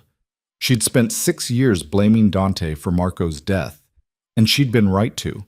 But Marco had made choices too, had chosen to stay when he could have left, had chosen loyalty to his brother over safety. It didn't excuse what Dante had done. Nothing could. But it complicated the story Elena had been telling herself. She didn't know how long she sat there. Eventually, she heard footsteps. "Elena?" Dante's voice came from the hallway. "You okay? I heard—" He stopped in the doorway when he saw her, his expression shifting from concern to understanding the moment he noticed the journal in her hands. "You didn't know about this," Elena said. It wasn't a question. "No." Dante's voice was rough. "I didn't even know he kept one. He wanted to leave. The business, you, all of it." "I know." "You knew?" "Not from the journal, but yeah, I knew. He told me a dozen times." Dante leaned against the doorframe like he needed the support. "And I convinced him to stay every single time. Told him I needed him, that he was making a difference, that things would get better. He closed his eyes. I lied to keep him close, and it got him killed. Elena stood on shaky legs, still clutching the journal. He chose to stay, Dante. You didn't force him. I manipulated him. You asked him to stay. That's not the same thing. Isn't it? No. Elena's voice was firm. Marco was a grown man. He made his own choices. Bad choices, maybe. Choices I wish he hadn't made, but they were his. Dante stared at her like she'd spoken a language he didn't understand. Why are you defending me? I'm not defending you, I'm just... She stopped, trying to find the right words. I spent 6 years thinking Marco's death was meaningless, random, and then I found out it wasn't, and I thought that made it your fault. Simple, clean, one person to blame. She held up the journal. But this makes it messy, makes it complicated, and I hate that. I want it to be simple. Want to be able to point at you and say, you did this, and have that be the whole story. It is the whole story. No, it's not. She crossed to where he stood, stopping just in front of him. Marco chose to stay in your world? Chose to ignore the warning signs? Chose to go to that dinner even when you told him to stay home? You made terrible decisions, and those decisions created the circumstances that killed him. But he made choices too, and I can't ignore that just because it's easier to blame you for everything. Dante's jaw worked, his eyes searching her face. What are you saying? I'm saying the truth is more complicated than I wanted it to be, and I don't know what to do with that. They stood in the silence of the library, surrounded by Marco's books and dreams, and the ghost of who he'd wanted to be. Can I see it? Dante asked quietly, nodding toward the journal. Elena hesitated, then handed it to him. He opened it carefully, reading the entry about their first meeting. A sound that might have been a laugh escaped him. He went to that gallery 4 times, not 3. I know because he borrowed money from me for the subway. He told me he was there because he loved art. Marco thought Rothko was boring red squares, his words. Elena huffed out something between a laugh and a sob. I knew he was lying. He got this look on his face whenever he was full of it, like he was trying not to smile. He had that look constantly around you. They stood close now, passing the journal back and forth, reading passages aloud, filling in the gaps in each other's memories. The anger that had defined their relationship for months seemed to dissolve in the face of shared grief, replaced by something neither of them had expected: connection. I miss him, Elena whispered. Me too. Do you think he'd hate us for this? Dante knew what she meant by this, not the house or the garden or the careful peace they'd built, but the fact that they were here together, moving forward while Marco stayed frozen in the past. No, Dante said finally. He'd want you safe, happy. And if that meant making peace with me, he'd understand. I'm not happy. Not yet. But you could be. Elena looked up at him, really looked, and saw something in his face she hadn't noticed before. Not just guilt or regret, but hope. Fragile and uncertain, but there. It terrified her. I need air, she said abruptly, handing him the journal and walking out of the library. She went to the garden because that's where she always went when the world felt too big. The roses were settling in, their leaves unfurling despite the trauma of transplanting. She knelt beside them, running her fingers over the new growth. She heard Dante follow her out, but didn't turn around. I'm sorry, he said. I shouldn't have... You didn't do anything wrong. Elena kept her eyes on the roses. I just needed a minute. Okay. But he didn't leave. He sat down on the steps, giving her space but staying close enough that she knew he was there. After a while, Elena spoke. When I was on the streets, I used to imagine what I'd say to you if I ever saw you again. The speech I'd give. All the ways I'd make you understand what you'd done to me. She pulled a weed that had sprouted near the roses. And now I've said most of it, and you've heard it, and somehow I still don't feel better. What do you feel? Tired? She sat back. Just really, really tired of being angry. So stop. It's not that simple. Why not? Elena turned to look at him. Because if I stop being angry at you, then I have to figure out what comes next. And I don't know what that is. Dante stood and walked over to her, offering his hand. She took it, letting him pull her to her feet. We'll figure it out, he said. We? If you want. Elena studied his face, looking for manipulation or ulterior motives, but all she saw was sincerity. Broken, imperfect sincerity from a man who'd spent years building walls around himself and was now trying to tear them down. "Okay," she said finally, "we'll figure it out." It wasn't forgiveness, it wasn't closure, but it was something, and that would have to be enough. The next few weeks brought a shift in the house. The tension that had colored every interaction began to ease, replaced by something that almost felt like friendship. They fell into routines, cooking together, working on the garden, reading in companionable silence. Elena started joining Dante in his studies some evenings, working on her garden plans while he sketched. "What are you drawing?" she asked one night, looking up from her notebook. Dante angled the pad so she could see. It was the garden, rendered in precise detail, but not as it would be when finished. Roses in full bloom, vegetables thriving, pathways lined with herbs. "That's beautiful," Elena said softly. "It's optimistic." "Same thing." He set the sketch aside. "I've been thinking about something. Dangerous." He almost smiled. "I want to make some changes. To the business." Elena's expression became guarded. "What kind of changes?" "Legitimate ones. Marco was right. I've been running this organization the same way for 20 years, telling myself it's necessary. But it's not. It's just easier than doing the hard work of transitioning to something legal." "And you want to transition now?" "I want to try." He met her eyes. "You were right when you said I was surviving instead of living. And I'm tired of it. Tired of the violence and the looking over my shoulder and the knowledge that everything I've built is one bad decision away from collapse." "That's a big change." "I know." "Why now?" Dante was quiet for a moment. "Because you're here. And every day you stay is a reminder that there are other ways to exist, better ways. And I want to try to build something that doesn't require me to be someone Marco would have been ashamed of." Elena's throat tightened. "He wasn't ashamed of you?" "He should have been. Maybe. But he wasn't. He loved you, even when he hated what you did. That was in the journal too." Dante looked down at his hands. "I don't know if I can do it. Make this work. But I want to try." "Then try," Elena said simply. "And if it doesn't work, at least you'll know. Will you help me?" She blinked, surprised. "How could I possibly help you with this? You see things clearly, without all the justifications and rationalizations I've built up. I need that perspective." Elena wanted to say no, wanted to tell him this wasn't her problem, that she'd already given him too much. But looking at him now, vulnerable and uncertain in a way she'd never seen, she found she couldn't. "Okay," she said, "but I'm not making any promises. If I think you're bullshitting yourself, I'll tell you. I wouldn't want it any other way." They started the next day. Dante brought her into his world, not the violence or the danger, but the business side. The contracts, the operations, the web of legitimate and illegitimate enterprises that made up his organization. Elena sat through meetings with lawyers and accountants, asking questions that made everyone uncomfortable. Why do you need 3 shell companies for one warehouse? What exactly does this consulting fee pay for?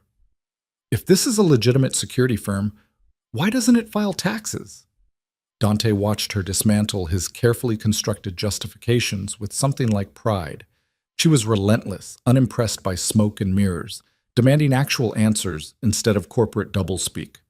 "You're making my lawyers nervous," he told her after one particularly brutal meeting. "Your lawyers should be nervous. Half of what they showed me today was barely legal." "That's the point." "No, the point is to transition to actual legitimate business. Barely legal isn't legitimate." Dante sighed, but he didn't argue, because she was right, and they both knew it. The work was exhausting and complicated. Every step forward revealed 10 new problems. But slowly, painfully, they started making progress. Dante began shutting down the most obviously criminal operations, started renegotiating contracts, started building something that might eventually be clean. And through it all, Elena was there. Not as his employee or his project, but as something harder to define. A partner, maybe? Or just someone who refused to let him take the easy way out. One evening, months into the process, they sat in the garden watching the sun set. The roses had bloomed, deep reds and soft pinks, exactly as Elena had planned. The vegetables were producing. The whole space had transformed from ruin into something alive and beautiful. "We did this," Elena said, looking around. "You did this?" Dante corrected. "I just dug where you told me to." "That's still helping." "If you say so." She turned to look at him. "I do say so, and I'm right." "Because you're always right?" "Exactly." They sat in comfortable silence, listening to the city sounds filtering through the brownstone's high walls. "I think I'm ready," Elena said quietly. Dante's chest tightened. He'd known this was coming, had been dreading it. "Ready for what?" "To leave." She said it gently, like she was trying to soften a blow. "Not today, but soon. I've been thinking about it for a while now, and I think it's time." "Where will you go?" "I found a job at a bookstore in Park Slope. It doesn't pay much, but it's enough for a small apartment. I've been saving what you've been giving me for groceries and supplies. I didn't give you that money so you could save it for rent somewhere else." "I know, but I did anyway." She turned to face him fully. "I can't stay here forever, Dante. This was always temporary. We both knew that." "I know." His voice was rough. "I just thought..." "Thought what?" "That she might stay. That they might keep building something together. That the fragile peace they'd created might become permanent." But he didn't say any of that, because she was right. This had always been temporary. "Nothing," he said finally. "When?" 2 weeks. I want to finish the fall planting first. Make sure everything's established before winter." "Okay." Elena reached over and took his hand.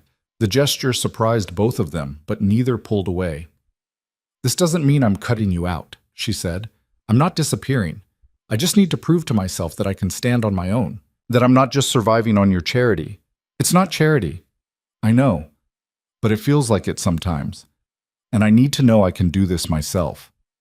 Dante squeezed her hand once, then let go. "I understand."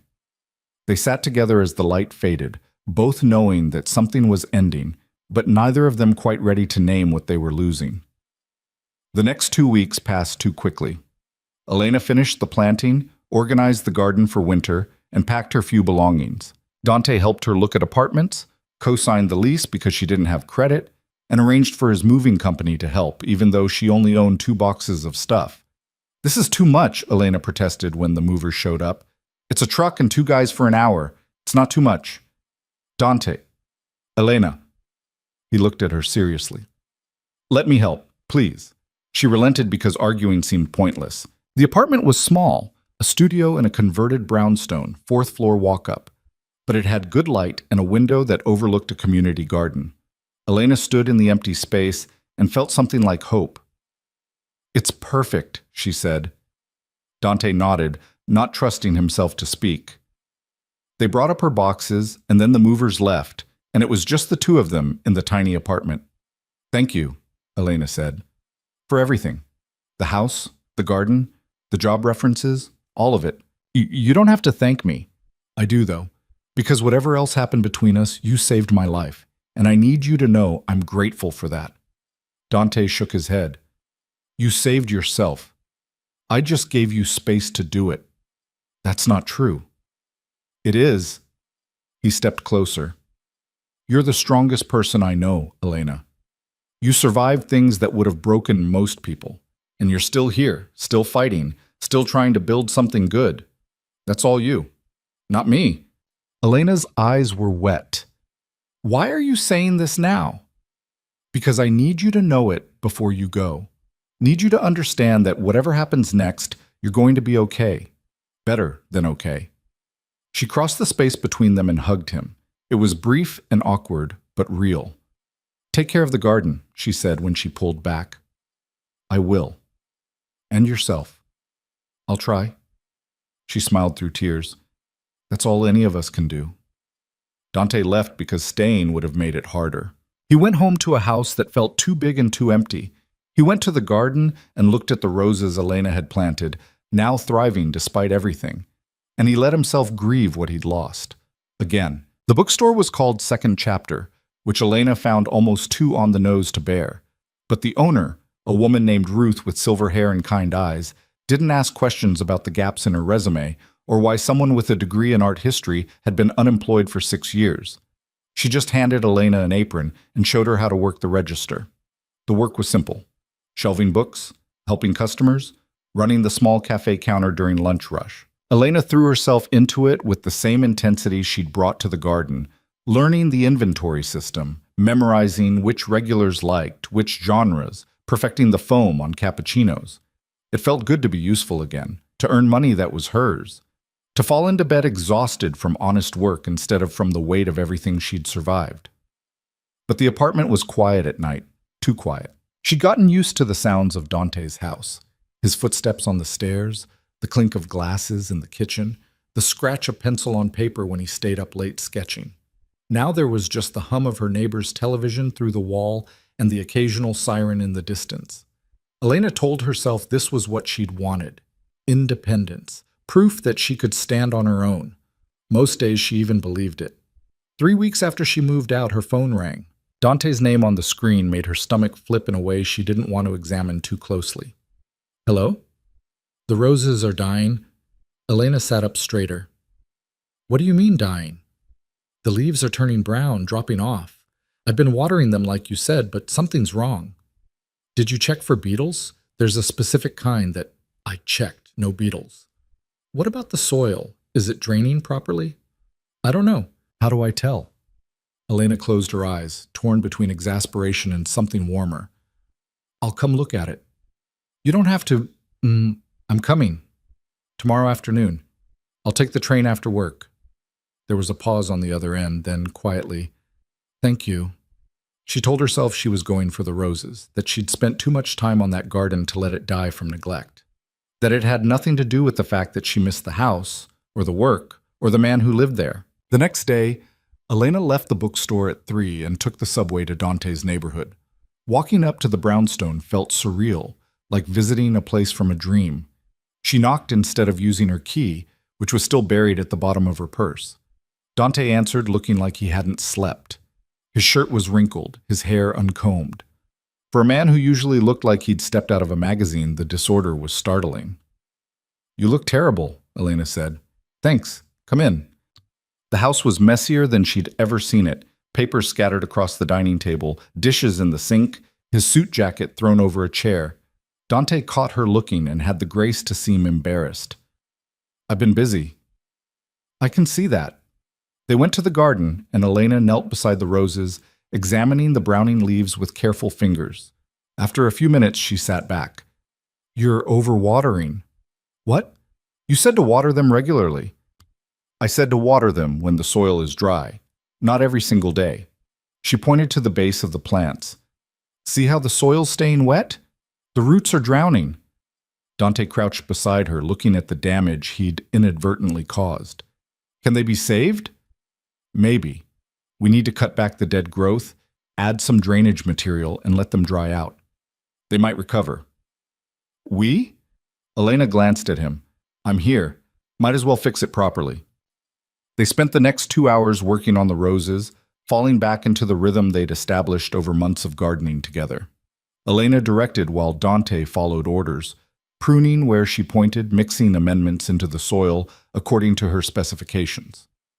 You've let the rest of it go too, she observed, looking at the vegetable beds. I told you I'm not good at this. You were doing fine before I left. That's because you were here telling me what to do. Elena pulled a weed, then another. You need to stay on top of it. Fall planting should have been done 2 weeks ago. I know, Dante stopped, frustrated. I don't know what I'm doing without you here. The admission hung between them, heavier than it should have been. The garden's not that complicated, Elena said, keeping her voice light. I'm not talking about the garden. She looked at him then, really looked, and saw exhaustion etched into every line of his face. What's going on, Dante? He sat back on the steps, dirt on his hands, defeat in his posture. The transition isn't working. Every time I try to close down one operation, 3 more problems pop up. People are pushing back. My own advisors think I'm losing my mind. And maybe I am, because I'm dismantling everything I spent 20 years building, and I don't even know if what I'm building instead will survive. Elena abandoned the roses and sat beside him. Why are you still trying? Because I told you I would. That's not good enough. You can't rebuild your entire life just because you made a promise to someone. Why not? Because the second it gets hard, and it clearly is hard, you'll resent me for it, resent yourself for trying, and then you'll go back to the old way because it's easier. Dante turned to look at her. Is that what you think I'm doing? Isn't it? No. His voice was firm. I'm doing this because for the first time in 20 years, I can see a different path. And yeah, it's hard. And yeah, I'm probably going to fail. But I'd rather fail trying to build something decent than succeed at something that would have made Marco ashamed. Elena felt her throat tighten. He wouldn't have been ashamed of you. We both know that's not true. No, we don't. She shifted to face him. Marco loved you, Dante. Even when he hated the business, even when he wanted out, he loved you and he believed you were capable of better. That's why he stayed. Not because you manipulated him, but because he had faith that you'd eventually figure it out. I'm not sure I deserve that faith. Probably not, but you have it anyway. From him. And she stopped, the words catching. And from me too. Apparently. Dante stared at her like she'd just admitted something impossible. Elena, don't make it weird. I'm just saying I think you're actually trying. And I respect that, even if I still think you're an idiot most of the time. He huffed out something close to a laugh. Most of the time? Okay, all of the time. They sat in silence for a moment, the tension easing into something more familiar. I miss this, Dante said quietly, having you here. Working on the garden together, the arguments at dinner, all of it. I miss it too, Elena admitted. But I needed to leave, needed to prove I could survive on my own. And have you? Proved it? She considered the question honestly. I'm getting there. The job's good. The apartment's mine. I'm building something that doesn't depend on anyone else's charity. That's not what this was. I know, but it felt like it sometimes. Dante nodded, accepting it. Will you come back? Not to stay. Just to visit. Help me not kill the garden. Elena smiled despite herself. Yeah, I can do that. She came back the following week, and the week after that, always with the excuse of checking on the garden, though they both knew it was more than that. They'd fall into easy conversation while working, updating each other on their lives like old friends. Dante told her about the business, the progress and setbacks, the people who were resisting change, the small victories that felt massive. Elena told him about the bookstore, the regular customers she'd started recognizing, the weird questions people asked. Someone came in yesterday looking for a book about time-traveling cats, she said one evening, deadheading roses while Dante weeded. Did you find it? Shockingly, yes. We had 3. Why would anyone write one book about time-traveling cats, let alone 3? That's what I said. Ruth just laughed and told me I hadn't worked in books long enough. They settled into this new pattern, separate lives that intersected weekly in the garden. It was comfortable, safe. And if Elena sometimes caught herself wishing she could stay longer, or if Dante's house felt a little less empty on the days she visited, neither of them mentioned it. 2 months after Elena left, everything changed. She got the call at work. Dante's name on her phone in the middle of her shift, which never happened unless something was wrong. I need you, he said without preamble. Elena stepped away from the register. What happened? There's a problem, a big one. Can you come over? I'm at work until 6. Please? The word, raw and desperate, made her stomach drop. I'll be there in an hour. She told Ruth there was an emergency and caught the next train. Her mind raced through possibilities, each worse than the last. By the time she reached the brownstone, she'd convinced herself someone was dead. But when Dante opened the door, he was alone, and alive, and pacing. What's going on? Elena demanded. I got an offer today. For what? For everything. The whole organization. A buyer who wants to take it all. The legitimate businesses, the contracts, the properties. All of it. Elena blinked. That's good, isn't it? That's what you wanted. That's what I thought I wanted. But now that it's real, He stopped, running his hands through his hair. I'm terrified. Of what? Of what comes after? I've been running this organization since I was 19. It's all I know, all I am. If I sell it, what's left? Elena crossed to where he stood and grabbed his shoulders, forcing him to look at her. You're left, Dante. Just you. Not the business or the reputation or the legacy. Just who you are without all of that. I don't know who that is. Then it's time to find out. He searched her face, looking for certainty she wasn't sure she had. What if I hate it?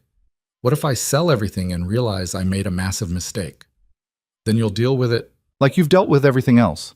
She softened her grip. But you can't keep living half in and half out. Either commit to the change or don't.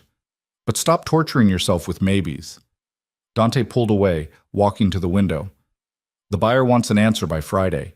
That's 3 days. I know. What do you want to do? He was quiet for a long time. Then, I want to sell. I want to walk away from all of it and build something new. Something clean. He turned to face her. But I'm scared I'll lose myself in the process. You won't. How do you know? Because I've watched you change over the past year, watched you go from someone who couldn't admit he was wrong to someone who's actively trying to do better. That doesn't disappear just because the circumstances change. Dante moved closer, his expression intense. Stay with me while I figure this out. I know I don't have the right to ask, but I'm asking anyway. Dante, not in the house. I'm not asking you to give up your apartment or your independence. Just be here. Help me through this, because I don't think I can do it alone. Elena wanted to say no, wanted to protect the boundaries she'd worked so hard to establish. But looking at him now, vulnerable and uncertain and trying so damn hard to be better, she couldn't. Okay, she said. But just until you make the decision. After that, you're on your own. Relief flooded his features.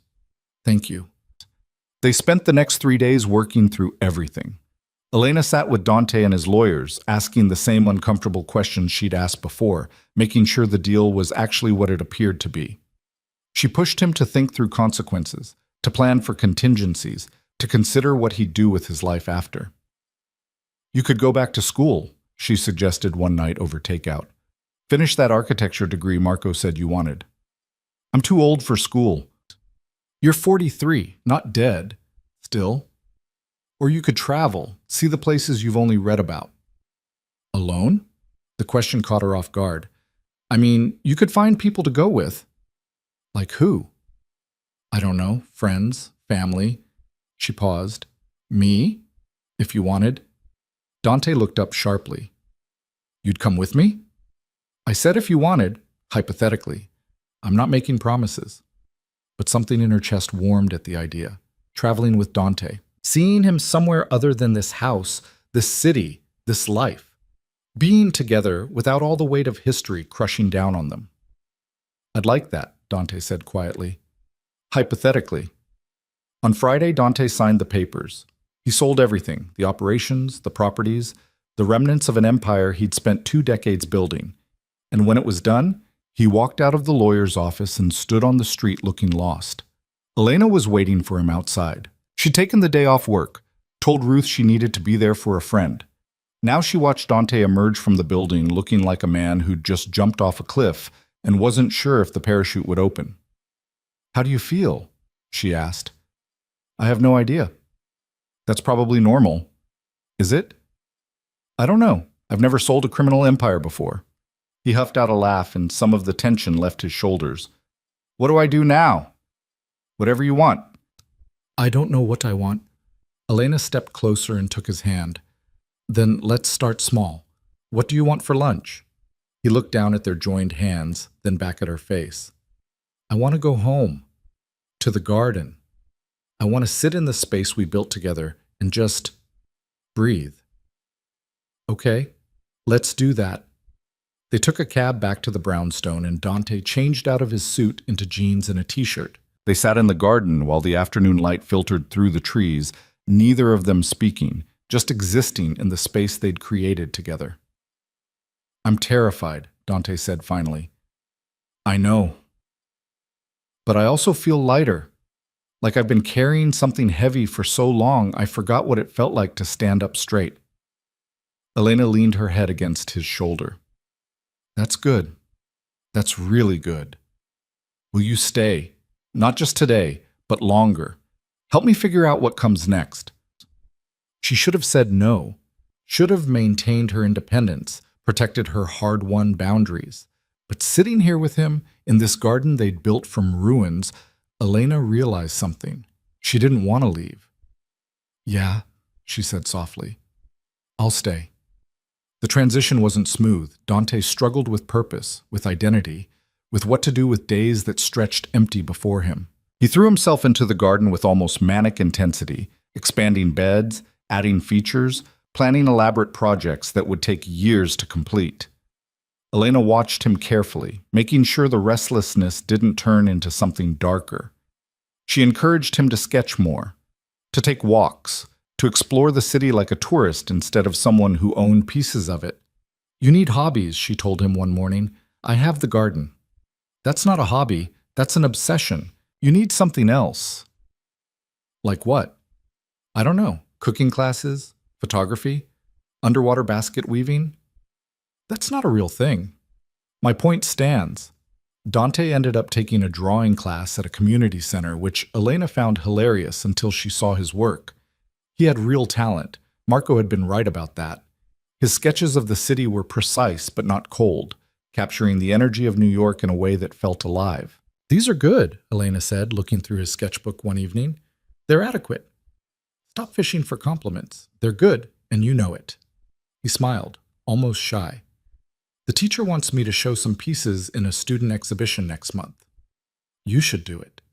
"It seems self-indulgent." "It's art, Dante. It's supposed to be self-indulgent." He included 3 pieces in the show, and Elena dragged Ruth and half the bookstore staff to the opening. Watching Dante talk to strangers about his work, nervous and earnest and so different from the controlled crime boss he'd been, made something in Elena's chest expand. This was who he was underneath everything else. Someone creative and thoughtful and capable of growth. She found herself falling for this version of him, not despite the past, but with full awareness of it, knowing what he'd done, what he'd cost her, and choosing him anyway. It terrified her. One night, 6 months after Dante sold the business, they were working in the garden when it started to rain. Not the gentle kind, but the sudden Brooklyn downpour that came out of nowhere and soaked everything instantly. "Inside!" Elena shouted, laughing as she ran for the door. But Dante didn't follow. He stood in the rain, head tilted back, letting it wash over him. Elena stopped on the steps, watching him. "What are you doing?" "I don't know." He opened his eyes and looked at her. "Feeling alive." She should have gone inside, should have left him to his moment, but instead she walked back into the rain and stood beside him. "You're insane," she said. "Probably." They stood there getting soaked, and it was ridiculous and impractical and somehow exactly right. "I love you," Dante said suddenly. Elena's heart stopped. "What?" "I love you. I've been trying not to say it because I didn't want to complicate things, but standing here in the rain with you, I can't keep it in anymore." He turned to face her fully. "I love you, Elena. Not because you're Marco's widow, not because I owe you, but because you're brilliant and stubborn, and you make me want to be better than I am, and I know I don't deserve you. I know the past is complicated and messy and probably unforgivable, but I love you anyway." Elena stared at him, rain streaming down her face, her mind racing. A year ago, these words would have felt like an insult, a betrayal of Marco's memory. But now, "I don't know what to say," she whispered. "You don't have to say anything. I just needed you to know." "Dante, it's okay, Elena. I'm not asking for anything. I just wanted to be honest." She should have been angry, should have felt guilty, should have told him this could never work. Instead, she kissed him. It was desperate and rain-soaked and complicated by every emotion they'd carried for the past year, but it was real. And when they finally pulled apart, both breathing hard, Elena knew there was no going back. "I don't know if I love you," she said, her hands fisted in his wet shirt, "but I think I might be starting to, and that scares the hell out of me." "Why?" "Because I spent 6 years hating you, 6 years blaming you for everything that went wrong, and now I'm standing in your garden, kissing you in the rain, and it feels right. What does that say about me?" "It says you're human, that you're capable of moving forward even when it's hard, that you're stronger than the grief and anger that almost destroyed you." Or it says I'm betraying Marco's memory. No. Dante's voice was firm. Marco would want you happy. He'd want you to live, not just survive. And if that means building something new with someone who doesn't deserve you, he'd understand. Elena rested her forehead against his chest. This is so messed up. I know. We're probably going to regret this. Probably. But I don't want to stop. Me neither. They stood in the rain until they were both shivering, then went inside and changed into dry clothes. Elena made tea while Dante started a fire in the living room, and they sat together on the couch, wrapped in blankets. What do we do now? Elena asked. I don't know. Figure it out as we go? That's a terrible plan. You have a better one? She thought about it, about the apartment she still kept, the independence she'd fought for, the life she'd built on her own, and about this house, this man, this fragile thing growing between them. I want to take it slow, she said finally. Keep my apartment, keep my job. Not rush into anything just because it feels good in the moment. Okay, but I also want to see where this goes, carefully, with open eyes and no illusions about what we're doing, which is trying to build something good from something broken, and probably failing, but trying anyway. Dante pulled her closer. I can work with that. They did take it slow. Elena kept her apartment and her job, visiting the brownstone several times a week, but maintaining her own space. They went on actual dates, restaurants and museums, and walks through neighborhoods neither had explored before. They talked about everything, the past, the present, the terrifying uncertainty of the future. It wasn't easy. There were days when the guilt hit Elena so hard she couldn't breathe, days when she'd look at Dante and see Marco's face, hear his voice asking why she'd chosen the man responsible for his death. But there were also days when it felt right, when she'd catch Dante sketching in the garden, or watch him talk to Ruth about books at the store, or feel his hand in hers while they walked through the city, and think, maybe this is allowed. Maybe I can have this. A year after their kiss in the rain, Dante proposed something unexpected. I want to start a foundation, he said over breakfast one Saturday. Elena looked up from her coffee. What kind of foundation? For people who fall through the cracks, people like you were homeless, struggling, invisible. I want to create housing support, job training, resources, real help, not just temporary fixes. That's ambitious. I have the money and the time, and I need to do something that matters, something Marco would have been proud of. Elena felt her eyes sting. He would be proud of you, for all of it. Will you help me build it? She wanted to say she was too busy with the bookstore, that she didn't know anything about running a nonprofit, that this wasn't her responsibility. But looking at Dante, at this man who'd chosen to tear down everything he'd built and start over, who'd taken his guilt and grief and transformed it into something constructive, she couldn't say no. Yeah, she said, I'll help. They started small, renting a building in Brooklyn, hiring staff who actually understood the challenges their clients faced, creating programs that treated people with dignity instead of pity. Elena found herself running point on the housing program, using her own experience to shape policies that actually worked. She interviewed potential residents, connected them with resources, celebrated when they found jobs and homes and stability. It was hard work, emotionally draining, but it also felt purposeful in a way nothing else had since Marco died. One evening, after a particularly difficult day, she came home to the brownstone, because at some point it had become home again, and found Dante in the garden. He'd been expanding it, and now it stretched across the entire yard, full of vegetables and flowers, and a small fountain he'd installed himself. Long day? He asked. The longest. She sat beside him on the bench they'd built together. We had a woman come in today who'd been on the streets for 8 years. 8 years, Dante. And she kept apologizing for being there, for taking up space, for needing help. What did you tell her? That she had nothing to apologize for, that she deserved support, that we were here to help, not judge. Elena leaned against his shoulder. I kept thinking about how that could have been me, if you hadn't stopped that day on the street, if you just kept driving. But I didn't. I know, and I'm grateful, but it makes me angry that it took random chance, that her survival depended on someone caring enough to stop. That's why we're building this, so it's not random anymore. Elena looked at the garden, at the life they'd created in this space, and felt something settle in her chest. We're doing something good here, aren't it? Yeah, we are. 2 years after Elena moved back in, officially this time giving up her apartment and committing fully, they stood in the garden on a spring morning while roses bloomed around them. The foundation was thriving, helping hundreds of people find their footing. Dante's art was being shown in galleries. Elena had been promoted to director of the housing program. I have something for you, Dante said, pulling a small box from his pocket. Elena's heart jumped. Dante? It's not what you think. Just open it. Inside was a key, ornate and old-fashioned, clearly decorative. What is this? A key to the garden. I had it made. He took her hands.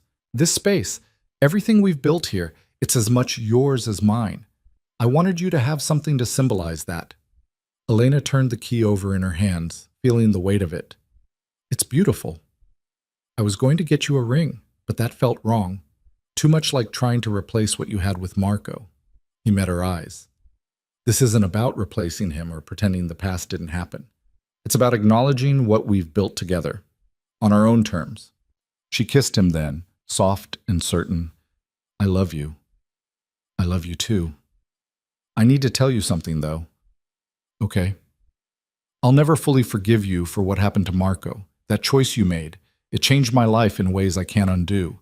And there's a part of me that will always carry that anger. Dante nodded slowly. I understand. But, Elena continued, I also know that people are complicated, that you can do terrible things and still be capable of growth, and I choose to be with you anyway.